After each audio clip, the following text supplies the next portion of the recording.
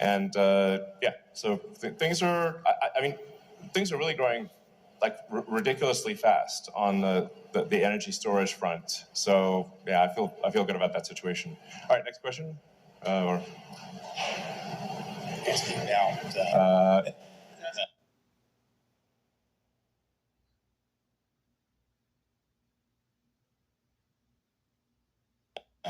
okay. Hey, Elon, a lot of people have just kind of been wondering, how are you doing? So just wondering, what's up? How you doing? How you feeling? We saw you were partying in Cabo recently, so just what, me? Must have been someone else. yeah, so how are you doing? Just human to human, how you doing? Well, I have to say, it's been of a roller coaster situation.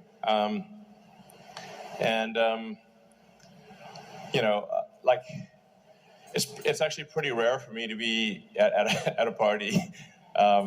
So that's like the first party I've been at in a while. And actually wasn't even going to go to it. Then my brother talked me into it. So thanks, Gil. Yeah, I have to say, like sometimes the work pain level is quite excruciating. And then on top of that, I get dumped on in the press. So it's like, it's not exactly super fun. But there was a short-term distraction because I had to do like some major open heart surgery on Twitter to ensure the company's survival. But that, I think Twitter is now in a stable place, and obviously very excited to have Linda Yaccarino join. And so I think Linda's going to do a great job running Twitter. And I'll provide, obviously, guidance on technology development. But as you can see, I think Twitter at this point has released more new features in the last 6 months than it has in the last 6 years. So, obviously this is not a Twitter meeting, but the larger point is that I feel at this point I don't need to devote incremental time. The amount of time that Twitter will take going forward is relatively small compared to the last 6 months. So yeah. Apart from there's like some macroeconomic things that we can't do anything about. Overall, I feel very good about the health of the companies, and I'm increasingly optimistic about the future. Thanks for asking. It's kind of you to ask.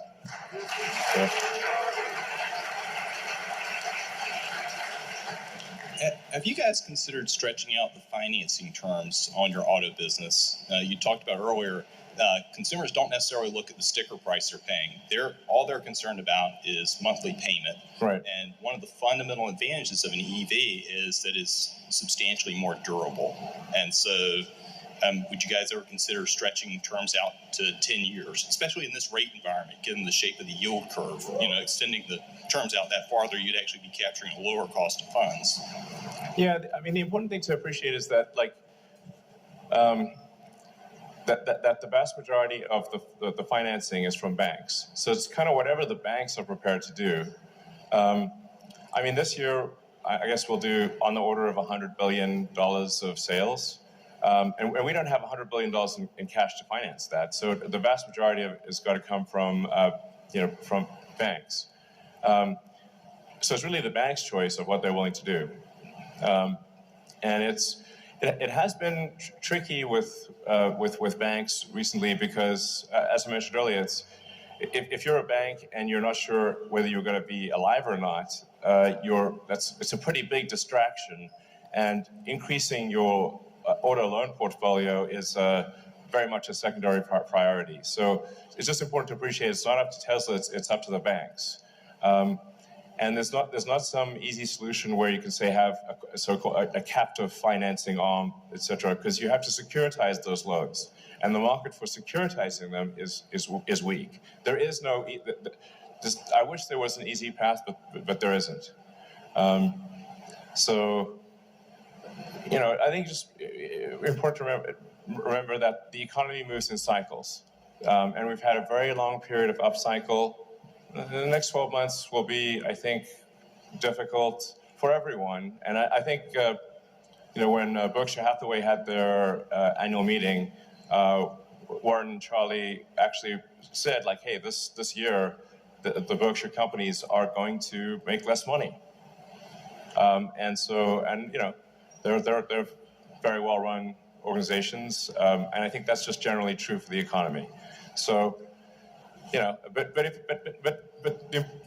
it's also important to remember that there are good times and there are dark times, but then the good times follow the dark times. So, my advice would be, don't look at the markets for the next 12 months. If there's a dip, buy the dip. And I think you will not be sorry, because I think there's just generally a sort of there's an economic cycle to things, but things come back up. So my guess is tough times for a year. Like I said, just my guess. But then Tesla will emerge stronger than ever. And the long term, if you say like net present value of future cash flows, will be incredible, in my opinion. All right.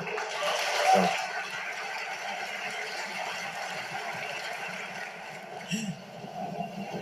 Hey, Elon, meet Kevin here. Hey, how's it going? Good, thanks. So Tesla is the largest position in my ETF, ticker PP, and that's for pricing power. Right. And I'm curious, I really think that some of the features that you highlighted here, like the over-the-air airbag deployments of improving features, the safety features, are great things that we could be advertising. I know you've heard this many before. I know you have. But Sorry. Go ahead. Yeah. $525 off every car this year is half a Netflix's advertising budget. $1,000 is the entire Netflix advertising budget, and I see their ads everywhere. Why not advertise these things that you told us here? I feel like nobody else knows about this. I just talked to Gordo, the Tesla bear, and he's still talking about 2016 New York Times pieces. These people are in the past, man.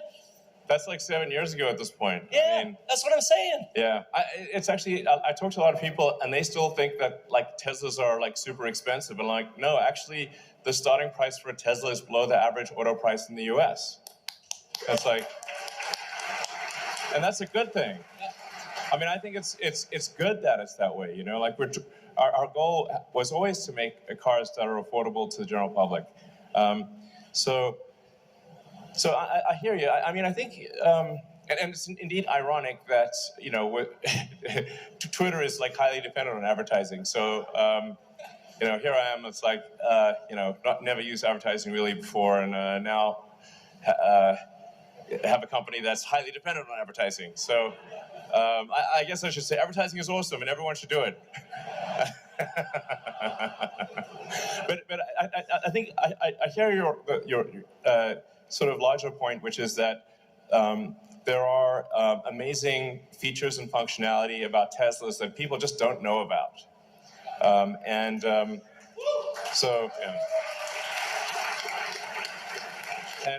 although there's obviously a lot of people that follow, like, say, the Tesla account and the my account, whatever, on Twitter,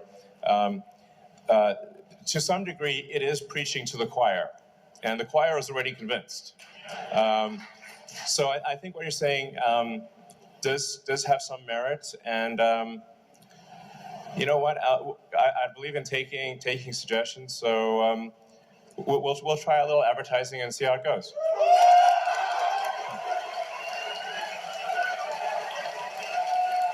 Okay. Okay.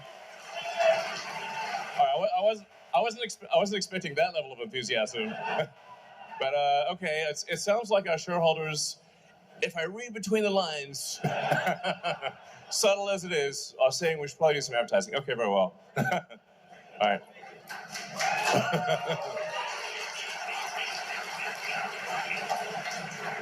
Hi, Elon. Hi, Tesla. Thank you for everything. So my question is regarding, you recently added Steam to the car, and that's great. We can play video games.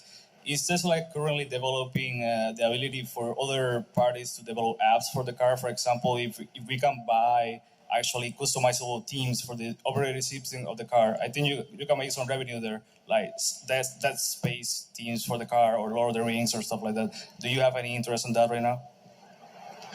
Well, I mean, important. I think the notion of having entertainment apps and whatnot becomes increasingly important as the cars achieve self-driving, because otherwise you can only really play games or watch movies or whatever when the car is stationary. Which if it's charging or whatever, that then you can use it. But when it's at the point at which it's full self-driving, I think it's very much about entertainment and productivity.